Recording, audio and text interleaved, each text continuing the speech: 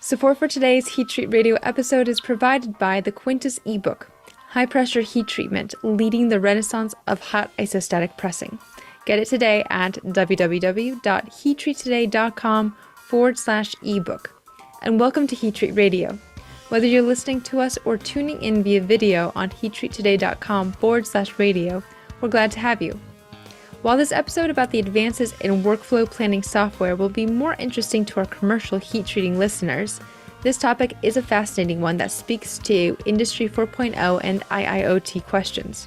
The main question, how are data and human-machine interfacing technologies advancing to make the heat treat experience more efficient?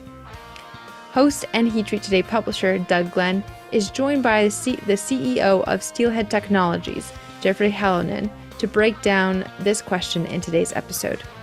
Jeff is a co-founder of Steelhead Technologies, a plant operating system provider serving job shop manufacturing plants in the U.S. Jeff is a mechanical engineer by training and spent several years at General Motors before starting in technical sales and manufacturing software.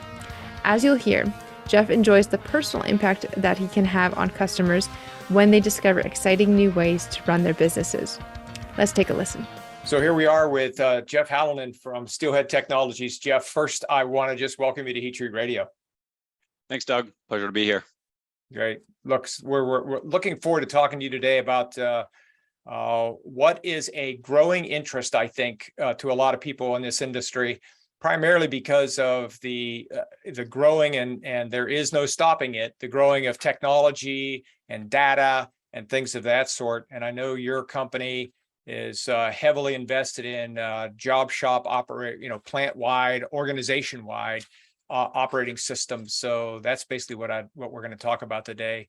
So first, just if you don't mind, I guess the first question I wanted to ask you was, what do you think for job shop type businesses are the 2 or 3 main reasons that makes them less profitable than they might otherwise be?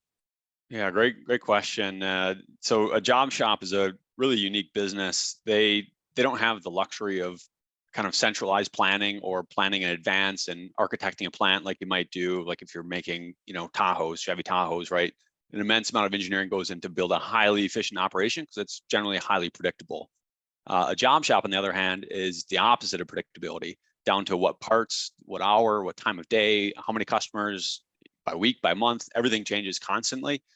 And that drives a lot of inefficiency not because what they do is overly complicated. It's the complexity that grows both with a high quantity of customers and a high quantity of specifications that you need to build to. And then obviously being at the end of the end customer's production cycle, the lead times are often very high pressure because you have to make up all the time for all of their mistakes and all of their missed deadlines. And you're the last step before it gets on a plane or a train or goes straight to the customer. So as far as where we've seen in our experience room to improve these operations from a profitability and a data standpoint, data is not something you're going to be able to sell out in the market. Data in your plant itself is not very valuable, but it's the decisions you can make with that data. Specifically, something as powerful as like profitability. For example, if you have 5, 10, 20 different processes or lines, which one is more profitable than the other, right? That should be something that you understand. Like, this is what your business does. Different types of business, different even part numbers, customers, different lead times that you offer for customers. What's your cost versus return on that? And then the other opportunity, aside from analyzing the commercial side of all of your work, is your production, right? If you're a job shop, generally you're parts in, parts out, go, go, go. It's more of a service business than a slow moving, very technical manufacturer. So basically, every time that a job comes through your shop, you should be studying what does it take to make that job go. Anything from the quote to closing the sale to receiving the order to the physical paperwork to notifying the floor to building a schedule to scheduling capacity to executing production, providing instruction information, how you collect that data, how you notify. Something as simple as how do you notify customers? If you're notifying customers on the phone or email and you do 20, 30 orders a day, 100 orders a day, it adds up really quickly. invoicing, how do you generate reports, aggregate data. That's the other thing that we see in job shops very frequently, is actually the cost of executing an order on a marginal basis can be extremely high if you have many systems, or it's paper-based, or it's not streamlined. Right. Not just the processing of the part, but in the sense of thermally processing the part. But you're talking all the way from preparing the quote all the way through to shipping and anything at the end. Yeah. Absolutely, Doug. In our experience, the manufacturers, the job shop manufacturers, they're pros at what they do, the actual process. They've been doing it for years or sometimes decades. They have it absolutely dialed. So what happens, the physical processing of the part is generally, sometimes there's some room for improvement, but a lot of times that is a fine-tuned machine. Generally, it's the business systems all that surround it. One thing that we like to point to is the very heavy investments that the industry makes in physical, tangible goods, like natural gas, land, equipment, people, automation systems, like physical automation systems. Where we see a huge opportunity is all of the things you can't actually touch and feel. It's the digital operating system that your plant runs on, all the systems and processes that makes your business tick. Yeah. Okay. So the immediate question that jumps to my mind is, okay, you're talking about data in from the very beginning of the process all the way through. I don't know too many companies, especially job shops, that are actually gathering that type of data. Is it possible? And what are the costs involved, let's say, of starting to gather that data from that point all the way through? Seems like that would be expensive and difficult to do. Yeah, absolutely, Doug. It feels like a really kind of asymptotic target where you can try really hard and you can make progress, but the rate at which you make progress drops off really quickly. And so basically, it's what we see as a balance of cost of data and value of the data. And it's not that manufacturers don't value the data. They often do make an investment to get the data, but what they realize quickly is without the proper tools, that cost ramps up really quick, and they essentially hit that floor, that asymptote, if you will, really quickly. So they say, okay, well, we are clearly expending more effort than it's worth, so we're going to dial it back, and we're going to go right here. That's where we're setting the knob, and we're going to run our plant. Unfortunately, with the tools available, that setting or their status quo tends to be paper, Excel, systems like that, because if you have no system at all, not even paper, it's very obvious, like, hey, we need some sort of system. Okay, so we write paper, we highlight, we put them here, we do this, we do that, we whiteboard for scheduling, and you see a lot of yield from essentially those data systems, those are rudimentary data systems, and the cost is very low. So you spend a week or two and you deploy it, you make it, and you run it, and you get the value, and then you say, well, now I want to track what part was in what oven at what exact time and exactly what through, and I want to see all the parts that went through this type of process or that type of process, or we've run that part number 40 times. I want to see its performance every single time from a commercial standpoint. All of a sudden, the cost of obtaining that data, now you just have a wish list, and you look at it and you're like, yeah, that's going to be impossible. It's way too much time to get that data. So that's really where deploying a centralized platform that really takes in everything from the business, anything from inventory to quoting to operator instructions to time in each process to part numbers to shippers to invoicing, it all really is intertwined. And when you can track every single movement of every single part going through the entire process, the cost of that data drops precipitously. And especially if you have reporting integrated, so now you can generate reports that will passively collect data as your operations go on. So whatever you look at on a daily, weekly, monthly basis to essentially run your plant. Once you have your plant, we like to say digitize, automate, optimize. And to us, this is 3 core steps to reducing the cost of data. First, digital, right? If you have no system or you have paper, very difficult to obtain actionable data and actionable insights from your plant. But even if you do digitize successfully, but you just have mass data, huge databases, very low usability, because now you need to be essentially a data scientist to go in and make it useful. So next is automation. We need to automatically tailor the data to present profit margin. We need to automatically tailor the data to track reworks. So that's the next step, because that gets us to actionable data, actionable information. And then the last is optimization, which can happen both within a plant operating system, but oftentimes the optimization itself actually happens at the plant level, where the management team is now in what I would say is a luxurious position of having a lot of their systems digitized and then automated as well. So A, they have the data, B, they have the time to address it, and now they're in the position of optimizing their facility. That could mean focusing on marketing. That could mean pursuing a new industry, developing a new process, training your operators. It could mean anything in the world, getting a new permit from the city, right? These are things that optimize your plant to provide as much value as possible to the world. And you have the ability to do that because you've kind of done your homework to get your plant into a position to action that data and have the time available as well.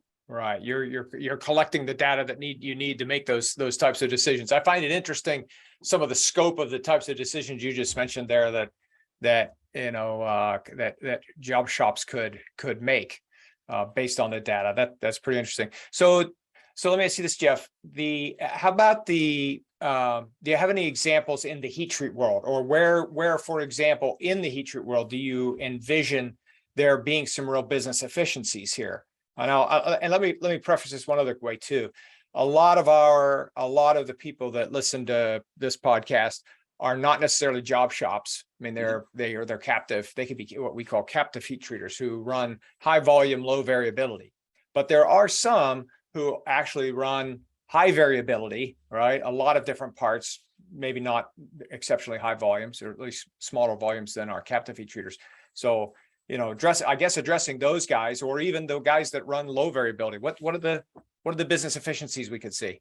Sure. So it's going to be different from plant to plant, and it's as far as the value that you're going to have, because everyone has different proficiencies and obviously the profile, like you just mentioned, a couple of very different operational profiles of that business or business unit even.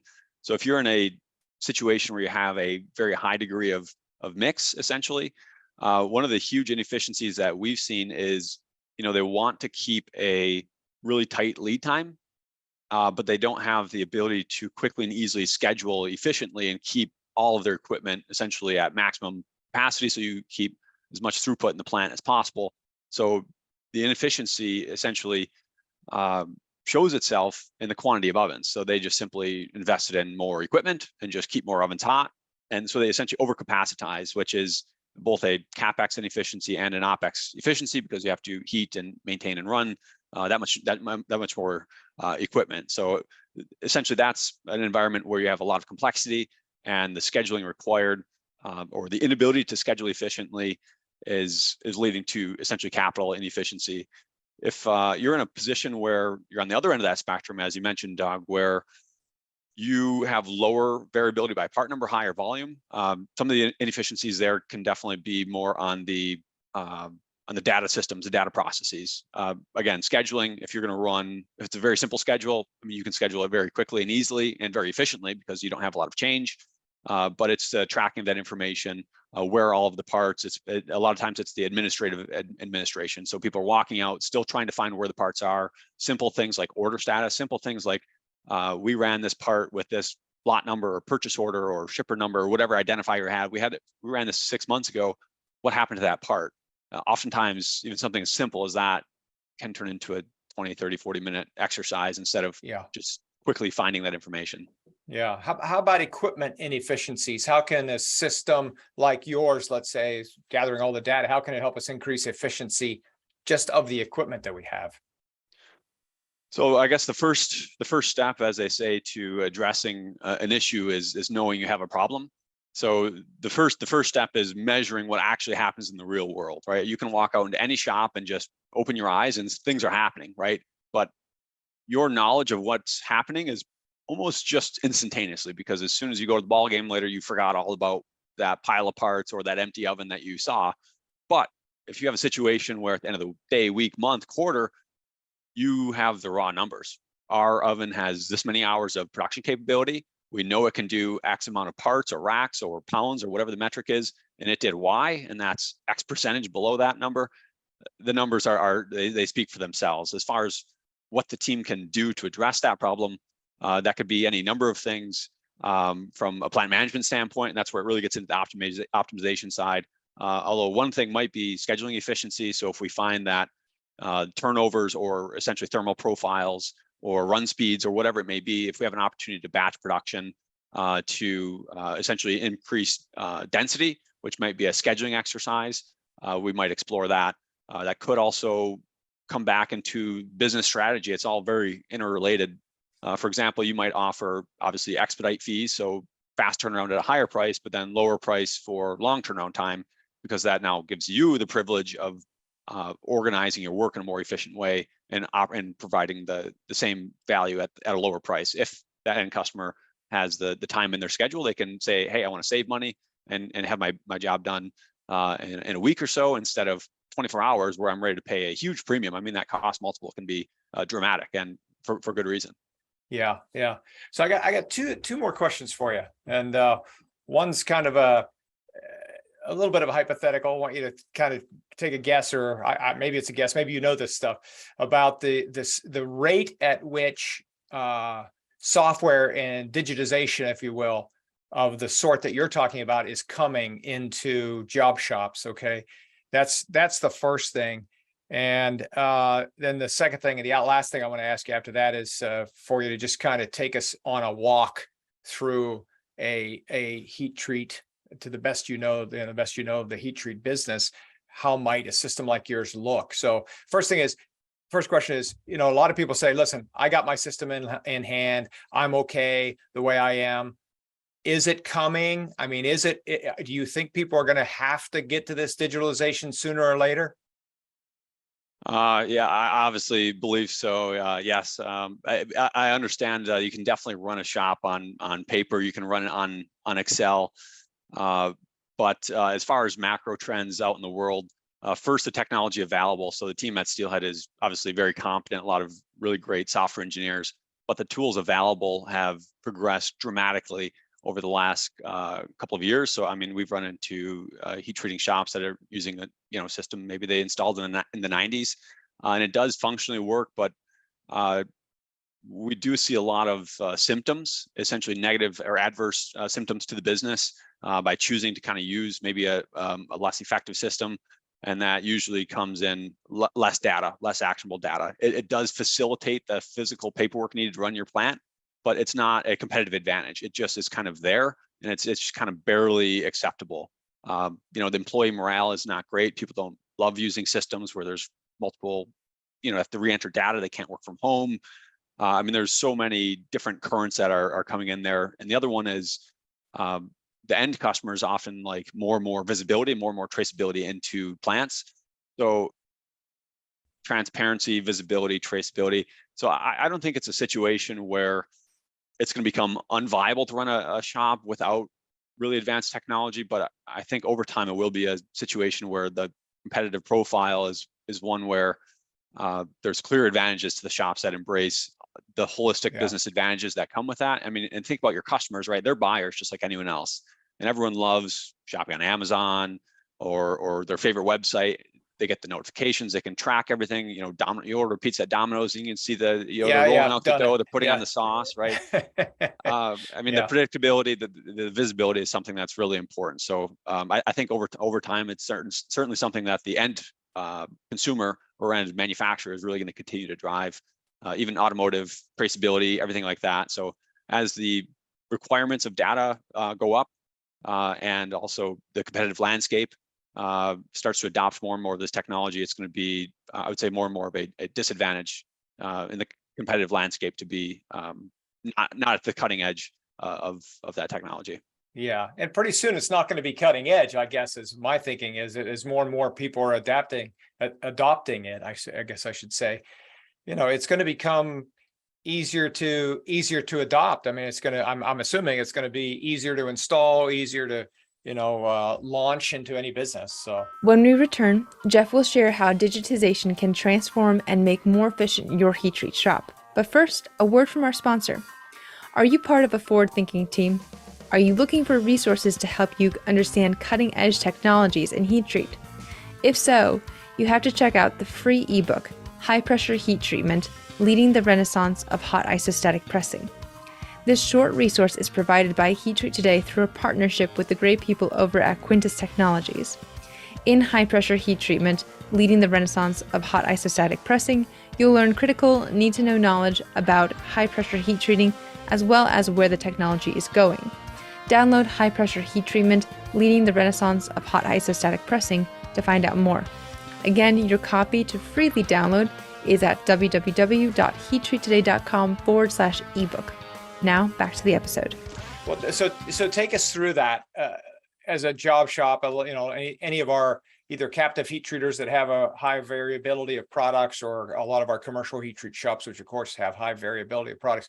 How would it look? How would your system start us as early as you can in the process and walk us through it? Sure. So, I mean, starting at the beginning of the process, if you say, okay, I'm interested, I need a system, I can just feel it, I can see it, I know there's opportunity to improve our business, or we feel like we've really optimized everything about our business, but we still feel like we have restrictions on growth. This could be, it takes a lot of energy from the management team, the ownership team, they're involved. One question I like to ask is, if the business going through your business or business unit doubles, do your headaches double? Like the amount of hours you work, does that double? Like, to me, that's typically symptomatic of systems, room for system improvement.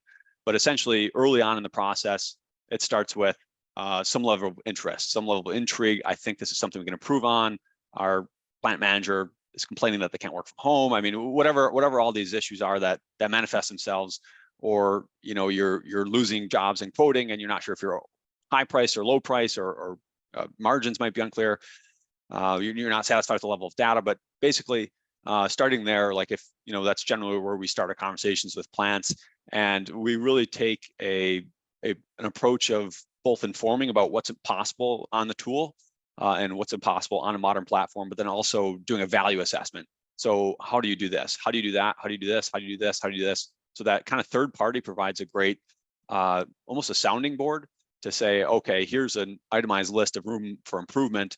And honestly, if that's really what makes it compelling, is when we can sit down with a potential partner and identify how we can actually improve the business in very real and definitive terms. Not just, hey, there's insights that you can use to drive your business, but also here's how much time you spend here, how much time you spend there. So it's a combination of calculating hard costs and hard opportunities, and then obviously the upside with the actionable insights from the system.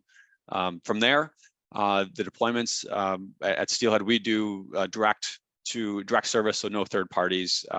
It's a Steelhead team member will essentially go through a lot of meetings and plant walks in some cases, and essentially reverse engineer your plan. Where do parts come in the building, and then what? And then they go here. They always go there. Sometimes can they be run together? Like, so we will ask a million questions to essentially reverse engineer the flow of your plant. And then, we've designed the system to be to reflect your current operations. So not, here's a software, just bend your plant over backwards to match a software, whether it's in quoting, automation, or process workflow automation, or reporting, or any other parts of the system. We're going to want to ask as many questions as we possibly can to configure the system to match your plant. And Doug, you mentioned the cost is going to go down over time of technology. Absolutely, because one thing that we can do very quickly, since our platform is essentially kind of like a build your own, it's almost like just like Excel, except it's Excel that's highly engineered to work for this specific industry. One thing we can do is we can prove it out really quickly. So in just a few hours or a couple of days, we can essentially build your plant or a part of your plant, and then run your work through your plant, and pick up a quote and say, okay, let's write this quote. Here's a purchase order. Let's do the purchase order. Let's take this tablet and let's go out to your plant and step it through your exact operator interfaces. Let's collect that data. Let's track it. Let's sit down in the conference room. Let's pull up the reports, whatever it is, the inventory. So that's one thing that we really like to do early on, whether it's in the late sales cycle or evaluation or sales cycle, or early on in the deployments, is prove it works. Because one of the things that we've seen time and time again is the horror stories with plant operating software. We tried for 18 months and we put in X tens or hundreds of thousands of dollars, and we pulled the plug. We went back to whatever we were using before. Yeah. So back to pen and paper. Yeah, exactly. So proof of concept really quick. But then the other thing is just the actual deployment going fast. So we like to go hot and heavy, kind of rip the Band-Aid off, not drag it out over months. We like to go 2 to 4 weeks, training the team, iterate, test, because everyone says, oh, this is how it should work. And we build it and we test it, and then there's always a couple of tweaks. And then from there, it's we have a customer success team as well. So whether it's a phone call, email, Zoom call, training, we like to have someone available to answer the phone. Our philosophy is that your digital infrastructure isn't something that's should be optimized for low cost, because we feel that the service that comes along with it, with a team of experts, is critical. Because I mean, this is it's like a wiring harness for your automobile. Like it runs your entire plant, and your plant changes, and you have changing requirements. So to have essentially pros on your bench to make those adaptations in real time in your plant, we think is highly valuable. So we kind of that's kind of our approach is full service. We kind of own the functionality of the system in your plant. Anything from the deployment to ongoing support. We're always 1 degree away from engineering as well. So if we have every once in a while a bug or something's not working properly, our engineers are right there, oftentimes on calls with customers to make sure everything's working properly. They can jump into the system and reprogram as necessary. All right, no, that's good. So run us through this one then, if you would. Let's say there's a company, and you're gonna have to take a very generic type job shop, right? Let's say somebody has your system already, fully integrated, everything's working well. What does it look like? I think part of the issue, the reason I ask this question is I think a lot of people, like myself, have trouble envisioning what it would look like and how it would be different than what I'm doing now. A company who has your system, they go to do a quote for a job. They receive an inquiry. Mm-hmm. Does the process that they follow, is it any different than what they would have done before your system is there? Or is it basically they're still going to process let's just take that first step, right? Process an RFQ. Mm-hmm. How is that going to change from if they didn't have your system? Right. So something like quoting can be a fairly dramatic change depending on what the current system is. I mean, current systems can be Microsoft Word and Microsoft Outlook, and maybe an Excel sheet to track the quotes, right? So a lot of time to essentially administer them, and then pretty limited visibility. So the transaction that we'd see there is within Steelhead, you can actually build a fully automated quote, so you can actually define the algorithm. So all of your flow charts, your Excel sheets, square root functions, looking at the mass of the part, specific gravity, material, whatever that may be. And we can even reference, the current price of natural gas, right? So you can build essentially models to reflect how your business runs. And then you can also reference the past performance of that job. So what that looks like on quoting is you're building the quote all in one system. So you might have multiple people involved in the quote. So one person is working with the customer to verify requirements, verify inputs, ask questions, gather more data, and then it lands in someone else's inbox. So we have a streamlined workflow where now the owner or the plant manager or sales manager can now approve that quote and then sending it to the customer. Instead of sending it through email and downloading and moving things around, we can send it right out of the platform, attach a file. We can track and see when actually the end customer is opening the quote. So now your sales team has a lot of tools. Gotcha. They can say, hey, what quotes have never been opened? Like, hey, we should probably make a phone call. We put a lot of effort into those quotes. Why don't we call them and see what's going on? So a lot more analytics, but also just speed. Another thing we've heard a lot is customer calls and they send a purchase order that references a quote. To go and find that quote can be a challenge because it's in someone's inbox, right? So instead, it's just like all in one platform. You grab that quote, convert it to an order, and now you're running production. So it's really about it's all the same data, honestly, right? I mean, it's your plan, right? You're not gonna start quoting on using different laws of physics. It's about streamlining what you do today and replicating what you do today, but improving the customer experience, improving your team's experience, and honestly quoting faster, which leads to more jobs, right? Everyone wants everything quickly. So if you can go from 2 days to 2 hours, or from 5 hours to 5 minutes, that can have a dramatic impact on winning deals as well. I mean, there's so many anecdotes. The other one would be I'm in Chicago on vacation and a customer calls and they ask, where are my parts, or what happened to these parts? And option A is you're now making phone calls back to home base. Someone's rummaging around looking for the information. So it's not very enjoyable for you or your team or your customer, but what it could be is you just simply put that customer even on speakerphone or mute, and you look for 30 seconds and maybe even just text them the file right off your phone, right? And in real time. So it's essentially speed of accessing data, customer service, actionable insights, but a lot of it is workplace satisfaction. I mean, we've literally been in shops where people are threatening to quit. Our system is so bad, and right in front of the president of the company, right? I mean, I've been saying for years we need a new system. I'm at my wit's end because what I have to do is so painful and repetitive every day just to make the plant go. So it can manifest in a lot of different ways. Good. Give me a quick history on Steelhead. So Steelhead Technologies was founded early in 2021 by a team of software engineers, mechanical engineers, manufacturing engineers. And really what we started around is the need of a single customer who talked about their pain regarding this particular customer is running on paper. So whether it's contacting customers, instructing operators, tracking information, finding information, even something as simple as a customer calling with a phone call, asking for information on a job was a huge disruption in their day. Took half an hour. They had to go physically find people and paper. Everything was in a huge storage room at the end. So what the Steelhead team heard was essentially a high degree of pain and essentially a plea for a solution. So we founded Steelhead Technologies to address that need.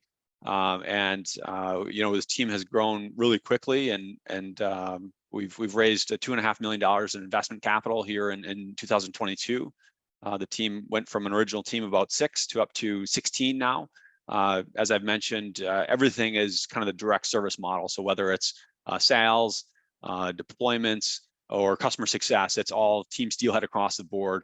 Everyone's an expert in the platform, and everyone is 1 degree backed up by our team of engineers. We have 6 engineers that work full-time on Steelhead, making it the best that we can. Our customers are amazing.